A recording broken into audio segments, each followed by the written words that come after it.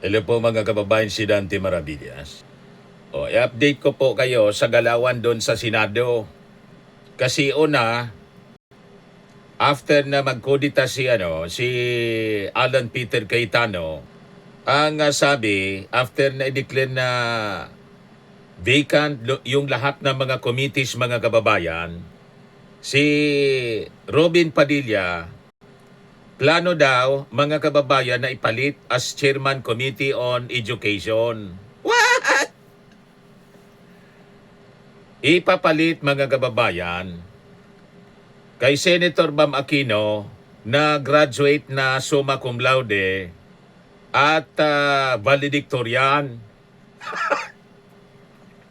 Talaga niya, Mr. Maravillas, pag salaula na sa Senado, sinalaula, binaboy. Tapos ngayon, ang latest na balita, si Alan Peter Cayetano mga kababayan, nag-imbita rin para sa inasimbol po yung mga kasabwat niya, mga kasapakat niya na mga religious leaders to counter the prayer mass na ginawa ng House prosecutors kahapon. Ayan o. Inasimbol niya ngayon sa isang fellowship luncheon, prayer meeting, prayer gathering, sabi dito sa report ng GMA News 22 minutes ago. Sa gitna ng ugong ng panibagong Senate ko, nag-imbita si Senate President Alan Peter Cayetano ng religious leaders sa Senado para sa isang prayer gathering. So nag-imbita ng mga kasabwat niya. Isasamo na siguro mga kababayan yung mga evil spirits. Di ba niya, Mr. Maravillas? Dapat Holy Spirit. Evil spirit na po. Kasi ang gusto nilang protektahan si Sara Duterte na nagbanta sa Pangulo. Kung hindi guided by the evil spirit mga kababayan, ano yung tawag mo dyan? Gusto nilang i-shield. At sa si Bato, tinatakas nila na akusado sa crimes against humanity. Hindi po Holy Spirit ang guide nila, kundi evil spirit na malinaw. At ngayon mga kababayan, ang sabi, si Chis Escudero babalik bilang Senate President. Yan ang tinutulak nila, mga kababayan. Kasi palakas ng palakas ang panawagan. Grabe ng pressure kay Alan Peter Cayetano to resign. So itutulak nila uli, mga kababayan, hoping na it is acceptable, si Forthwith Chis Escudero. Forthwith archive. Hindi po, trial shall forthwith proceed. 6 months. Tapos na-archive. Yan ang report ng Billionaire News mga kababayan 4 minutes ago. Senator Francis Escudero and at least 3 other senators were supposedly prepared to abandon the Senate majority bloc and join the camp of former Senate President Vicente Soto III in a fresh leadership realignment aimed at unseating Senate President Alan Peter Cayetano from the chamber's top post. So magkukodita sila ulit mga kababayan. So mangyayari na si Alan Peter Cayetano tulad ng ating sinabi kanina, ididethrone si Camilo Osias bilang shortest serving Senate President, 13 days. Siya 7 days lang.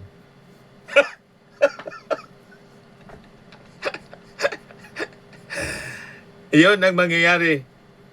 Yan si Camilo Osias, 13 days. Camilo Osias served 2 terms as Senate President. His first term was April 17 to 30, 1952, which only lasted for 13 days before he was replaced by Eulogio Rodriguez. Pag natanggal, mga kababayan, mamaya 3 o'clock magkukonvene sila. Mga kababayan, once natanggal si Alan Peter Cayetano, 7 days lang siya.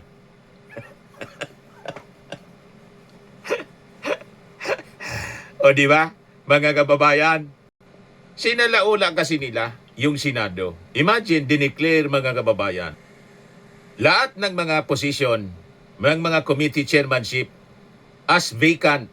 At ang plano nila, mga kababayan, iwan ko kung matuloy, na si Robin Padilla ipalit kay Bam Aquino bilang chairman ng Committee on Education na isang cum laude valedictorian graduate. Ano nang mangyayari nito sa edukasyon ng ating bansa, mga kababayan? Di ba? Sa kakashield nila kay Sara Duterte, kung ano-ano na lang ang kanilang naiisip at ngayon, masama ang balak nila. Siguradong ganun pa rin ang posisyon ni Chis Escudero. Forthwith, dismiss. Ginawa na niya, mga kababayan noon, na naging archive na lang kasi hindi pumayag po, mga kababayan, si Tito Sen.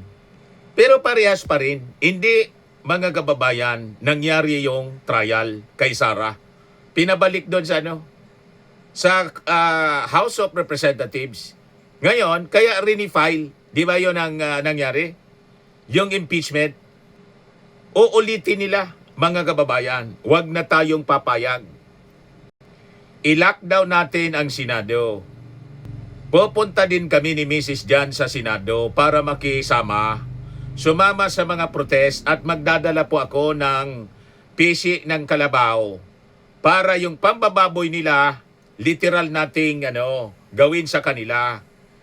Kalad ka rin natin itong mga hudas na senador, gapusin natin ng pisi ng kalabaw na parang baboy, si Alan Peter Cayetano o kung hindi si Chis Escudero.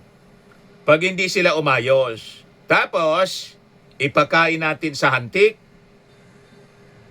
then mga 2 hours na kinakain ng hantik, para matuto sila, iulog natin sa Ilog Pasig para mahimasmasan. Ano po? Yan ang gagawin natin kasi matindi ang kanilang pagbabalahura, pambabastos dyan sa Senado. Kaya po, sumadsad ang ratings ng Senado. Trust ratings nasa 29% na lang, mga kababayan. 52% yung Congress. Ang approval ratings, ang ating Pangulo, the highest official na may approval ratings na pinakang mataas, top siya, 59%. Madaling sabi, galit na po ang ating mga mamamayang Filipino.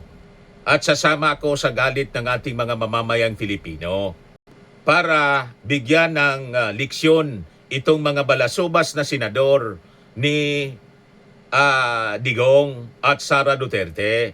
Imagine, ipapalit kay Bam Aquino, pati yung edukasyon, mga kababayan, sinasabotahin nila. Si Bam Aquino, graduate summa cum laude. Yan Bam Aquino graduated summa cum laude from Ateneo de Manila University 1999. He earned a Bachelor of Science degree in Management Engineering, finishing as class valedictorian and serving as President of the University Student Council. Ganon katalino. Tapos ang ipapalit ninyo, plano ninyong ipalit, pambababoy talaga. Si Robin Padilla daw, mga kababayan, Bam Aquino out, Boy Silly, itatalaga bilang bagong committee chair ng Basic Education. Kinumpirma ni Bam Aquino na hindi na siya chairperson ng committee matapos ang malawakang reorganisasyon kasunod kang pagpapatalsik sa dating Senate leadership at pagluklok kay Alan Peter Cayetano bilang bagong Senate President. Sa kanyang pahayag, sinabi ni Aquino na hindi raw dapat matigil ang laban para sa edukasyon dahil lang sa politika, ngunit para sa maraming netizens, mahirap iiwalay ang politika sa bagong appointment na ito. Marami ngayon ang nagtaas ng kilay kung bakit si Robin Padilla na kamakailan lang ay naging sentro ng katatawanan matapos ang kanyang snowflake movement sa Senado, kung saan inakusahan niyang sinigawan siya ni Kiko Pangilinan ang posibleng mamuno sa committee para sa basic education. Payag kayo sa ganong sistema ng pambababoy nila mga kababayan. Pati yung edukasyon ng ating mga kabataan, idadamay nila. Si Robin Padilla pa talaga ang pinili ninyo na para maging chairman, ang pinalitan ninyo, summa cum laude. Anong klaseng mga tao kayo? Ito nag-announce si Bam Aquino po, panoorin natin. Mga kababayan, magandang araw. Kasabay ng pagbabago ng liderato sa Senado, hindi na po tayo chairman ng Committee on Basic Education. Sa loob ng 10 buwan, ginawa po natin ang ating mandato, tinupad ang mga pangako at nagtrabaho para po sa inyo. Sinulit po natin ang bawat araw na binigay nyo sa amin upang maipasa ang mga kailangang reformang tutugon sa ating education crisis. Nabuo ang 10-year National Education Plan kasama ang EDCOM 2 na kung susundan at puponduhan lang ay makapagliligtas sa education crisis ng ating bansa. Naipasa ang pinakamalaking education budget sa kasaysayan ng Pilipinas at 1.34 trillion pesos. Nakalaan ang 67 billion pesos para sa libu-libong dagdag na classroom. At naipalawak ang isang national feeding program Grabe. na sisiguro na malaman ang tiyan ng mga nagugutom na estudyante. Nabigyan ng bilyong-bilyong pisong dagdag suporta para sa milyong-milyong college students. Pero alam po natin na hindi pa rin to sapat. Simula pa lang sana ito at marami pang kailangan gawin. Yung mga reforma sa K-12, ang School to Employment Program at ang School Safety Act laban sa bullying at marami pang iba. Pinakita po natin na kapag sineseryoso, may sense of urgency at kapag sinasantabi ang away politika, mabibigyan ng solusyon ang krisis sa edukasyon. Kita ninyo mga kababayan, yung pagsalaula nila sa Senado, dinamay nila pati yung ating mga kabataan, yung future ng ating mga kabataan. So kung ang akala mga kababayan ng iba ng publiko na malaking pagkakamali ang pagiging DepEd Secretary ni Sara Duterte, mas dapat tayong mabahala ngayon sa posibilidad na sabi si Robin Padilla ang ipapalit as Chairman Committee on Education. Mula sa kawalan ng academic competence, blind loyalty sa Duterte camp, pagiging sangkot sa umano'y obstruction of justice, pinatakas po si Bato hanggang sa kanyang theatrical, emotional na estilo ng politika mga kababayan.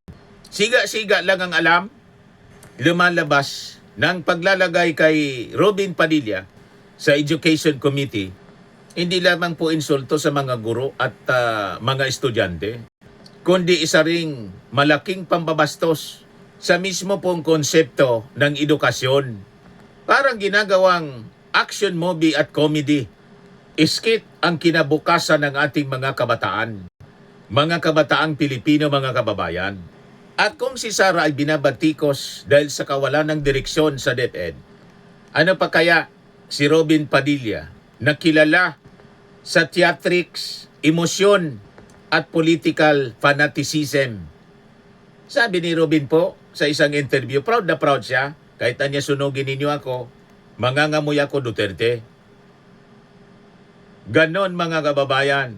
Sa iyong hahawak sa committee mga kababayan, na dapat po pinamumunuan ng taong may lalim tulad ni Bam Aquino. Summa cum laude, valedictorian. May lalim, talino at kredibilidad sa akademya. Si Padilla mga kababayan, wala pong sapat na educational background, policy expertise, o karanasan sa pagpapatakbo ng educational institutions. Ang edukasyon mga kababayan, ang Committee on Education, hindi po siya fan club, movie, or movie set, o teleserye production. Ito po yung committee na humaharap sa learning crisis, teacher shortages, classroom backlog, pagbaba ng literacy, curriculum reform, digital learning gaps, Ngunit sa halip po na education expert, isa pong action star na kilala sa emotional outburst at political theatrics ang gustong iluklok sa Committee on Education. Ang tanong mga kababayan, paano maunawaan ni Robin Padilla ang curriculum standard? Curriculum standards, education financing, teacher development, learning assessment systems. Kung wala naman siyang pinakamalaling na competence mga kababayan sa sektor, ito po mga kababayan ang dahilan kung bakit maraming mga guro at mga education advocates ang nagtatanong, ginawa na bang sitcom ang Senate Committee on Education na natiling matinding taga-pagtanggol si Robin Padilla ni dating DepEd Secretary Sara Duterte sa kabila ng kabi-kabilang batikos laban po dito. Tandaan po natin, ang termino ni Sara Duterte sa DepEd binatikos dahil po sa kawalan ng educational reforms, confidential funds controversy, misplaced priorities. Imagine kung ano yung mga nakakatulong po sa edukasyon tulad ng mga visual aids, pinatanggal. Pinagpapatanggal ni Sara Duterte kung ano yung nakakatulong, kaya nga visual aid. Ibig sabihin, nakatulong. Pinatanggal lahat ni Sara Duterte. Palibasa wala man siyang expertise sa trabaho. So nandun yung pagbaba sa quality ng edukasyon mga kababayan. Ngunit, imbes mga kababayan manindigan para sa mga estudyante at guro, mas pinili ni Robin yung political loyalty kaysa po accountability. Kaya po lumalabas yung malaking tanong, paano aayusin ni Robin ang sektor ng edukasyon, kung siya mismo ang pangunahing nagdidepensa sa mga pagkukulang nito? Next, mga kababayan, si Robin, malinaw na siya yung tumulong sa isang pugante. Lumalabas sa mga aligasyon na si Robin Padilla ay tumulong sa pag-escort kay Bato de la Rosa para makaiwas mga kababayan sa pagpapatupad ng warrant, ICC warrant, sa crimes against humanity kinakarap ni Bato de la Rosa. Totoo man o hindi, sa legal conclusion mga kababayan, ang political optics nito ay napakabigat. Kasi po, paano magiging credible ang leader ng isang education committee? Ang isang politiko na iniugnay sa obstruction of justice, pagtatakip, pagprotekta sa kapwa politiko. Ang edukasyon po ay nagtuturo ng rule of law, ng accountability, civic responsibility, at respeto sa proseso. Ngunit anong leksyon po ang ibibigay po ng isang leader na tila inuuna pa ang kanyang political loyalty kaysa legal accountability? He teaches lawlessness, mga kababayan, not education. Isa sa pinakakilalang legislative agenda mga kababayan ni Robin Padilla ang pagsusulong ng medical marijuana legalization. Bagamat may medical discussion dito mga kababayan, hindi maikakaila na kontrobersyal pa rin ito mga kababayan sa malaking bahagi ng publiko.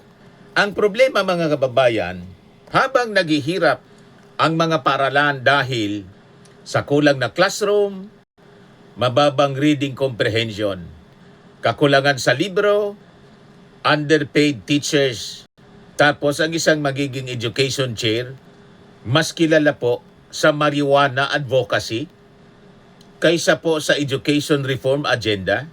Payag kayo sa ganon? Ito po ang dahilan kung bakit maraming mga magulang ang nagtatanong, nasaan ang malinaw niyang educational vision para sa ating mga kabataan? Isa si Robin Padilla mga kababayan sa kilala bilang pinaka-agresibong tagapagtanggol ng Duterte style politics. Ang problemang nakikita po dito, ang edukasyon ay nakatayo sa disiplina, respeto, professionalism, critical thinking, civility. Ngunit, ang kulturang matagal nang iniugnay sa kampo ng mga Duterte, pagmumura, pananakot, emotional theatrics, hostility toward critics. So kapag ang leader ng Education Committee sa Senado ay produkto po ng ganitong political culture, ano ang magiging epekto nito sa moral direction ng ating edukasyon? Paano po magiging ehemplo sa ating mga kabataan? Ang isang leader na mas kilala sa blind fanaticism kaysa po sa intellectual leadership. Marami mga kababayan ang nakakatanda sa mga nakasagutang emosyonal ni Robin Padilla laban po kay Senator Kiko Pangilinan. Sa halip mga kababayan na policy-based discourse, madalas po ay nauwi sa theatrics, personal attacks, at emotional reactions. Ang Education Committee mga kababayan, sa totoo lang, nangangailangan po siya ng isang tao na marunong sa diplomacy, intellect, policy depth, academic seriousness, mga kababayan. So ang kinabukasan po ng milyon-milyon nating mga estudyante, hindi dapat siya pinapahawak sa isang leader, sa isang tao, na mas mahusay pa na magtampo kaysa mga kababayan gumawa ng konkretong education policy. Ngayon, bakit po hindi siya karapat-dapat sa edukasyon? Ang pinakamalaking problema ni Robin Padilla bilang posibleng education chair, hindi lang po mga kababayan kakulangan sa expertise, kundi wala man po siya na pinapakita na intellectual seriousness na kinakailangan para mamuno sa sektor ng edukasyon. Sa panahon mga kababayan na bagsak ang Pilipinas sa reading comprehension, math proficiency, global education rankings, ang kailangan po ng bansa sa totoo lang, education reformers, mga policy experts, mga academic thinkers, mga visionary leaders. Yon ang kailangan. Ang Education Committee mga kababayan, di dapat gawing extension ng Duterte propaganda machinery. Dapat po itong pamunuan ng taong may kredibilidad, competence, integrity, may tunay na malasakit sa kalidad ng edukasyon. Ito pong plano nila. Ito yung tunay na insulto sa ating mga guro at mga estudyante. Habang ang ating mga guro ay overloaded po, underpaid, overworked, habang ang ating mga estudyante hirap na magbasa, hirap sila sa math, kulang sa mga classrooms. Ang sagot ng Senado, Robin Padilla, para sa Education Committee.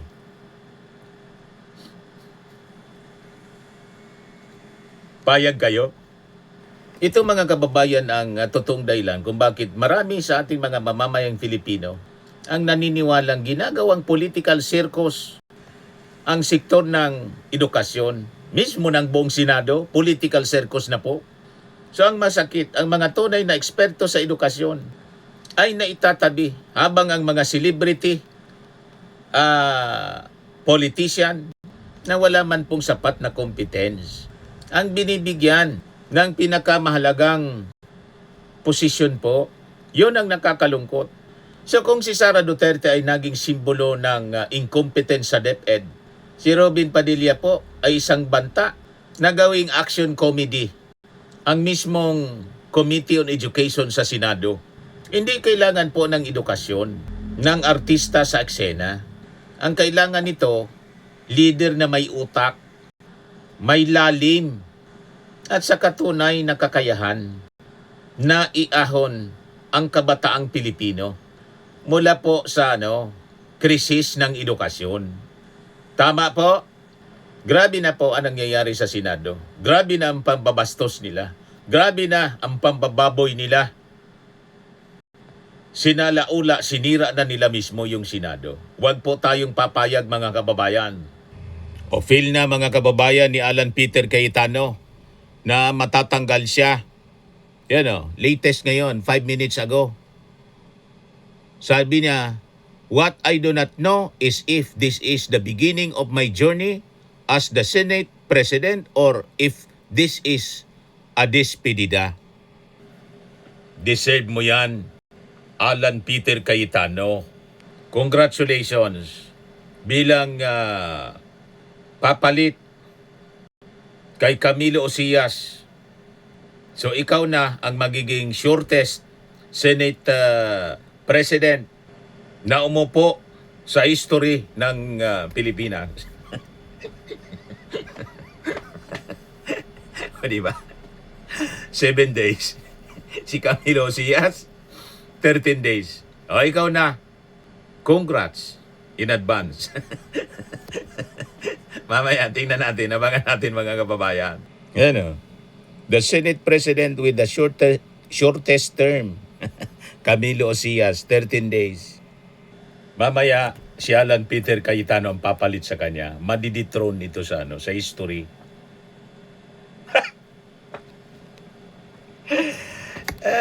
Yan kasi, suwapang. Yan. Ang makuha mo, Alan Peter Cayetano. Yan o. Escudero returning as SP, sources say, number reached to replace Cayetano. Talagang gumagalaw sila para protect Sara. Yan lang ang nasa isip nila. Proteksyonan si Sara para hindi mabuking. Yung nasilip ng AMLAC na 6.77 billion. Ganon sila kalala, mga kababayan. Sa mga naghanap ng malinis and spacious fitness gym, pumunta lang po kayo sa aming Colossal Fitness Gym. We also offer Grab Car Rental with our brand new 2023 model ng Toyota Innova. We also accept booking for those who are planning to travel via PAL, Cebu Pacific, and other airline companies, local and international, and bills payment for Meralco Bills, PLDT, Aleco Bills, etc. Ang Colossal Fitness Gym is located at 3rd floor Security Bank Building, Landco Business Park, Legazpi City, Albay. For inquiries, look for Chilon Maravillas. Contact number 0966-802-0949. Yan yung aming Innova. Lagi na pong matao sa amin. Pati mga foreigners po, tingnan ninyo. Mga British tourists sila. Ang lalaki ng katawan na, mga kababayan, nag-gym sa amin. Ito naman po, Indian National. Ito mga mga European sila. Ito naman yung bago naming product na binibenta online, Eye Glow Serum. Whitening po siya galing sa South Korea. Tingnan ninyo yung epekto sa aking anak na architect entrepreneur, Riz Maravillas. For inquiries, look for Riz Maravillas on FB. Ito naman po, Firmax Firming and Lifting Cream, pinapahid sa mga pulses in other affected area.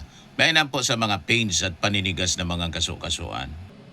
Ito po, Automax Radiant Serum. Sa mukha naman yung application. Anti-aging po siya. You will look 10 years younger than your age.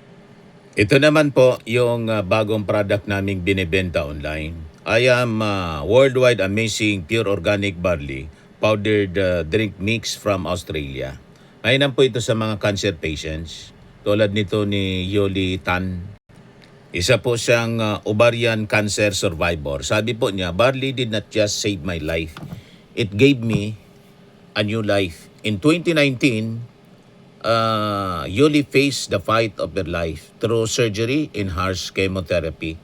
I am Worldwide Amazing Pure Organic Barley Powdered became her source of strength. It boosted her immune system when she needed it most and gave her the energy to keep going. 100% organic siya. Immune system booster, trusted by survivors. Sa mga mahilig naman po sa mga imported bags and wallets, dumiretso na lang kayo kay Ma'am Eileen Rosales, Eileen Closet. Naka-base siya po sa Amerika. Ayan yung kanyang online selling. Pwede kayong manood sa kanya every Sunday, 7 o'clock in the evening, Philippine time.